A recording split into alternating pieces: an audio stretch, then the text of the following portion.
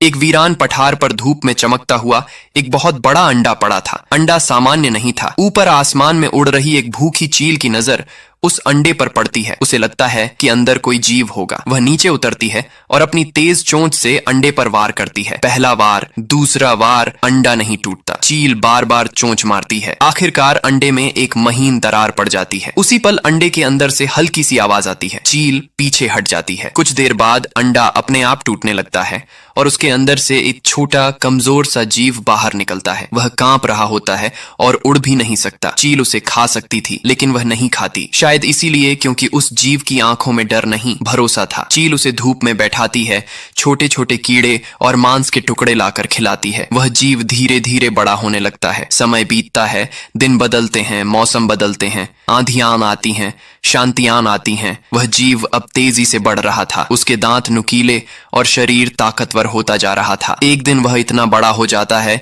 कि अब खुद शिकार कर सकता है। लेकिन उसी रात भूख और ताकत के नशे में वह उसी चील पर हमला कर देता है जिसने उसे अंडे से निकलने का मौका दिया था। आसमान में पंख गिरते हैं, पहाड़ फिर से शांत हो जाते हैं। कहा जाता है जब कोई इस कहानी को बिना लाइक और कमेंट के छोड़ देता है तो उस चील की आत्मा हवा में गूंजती है।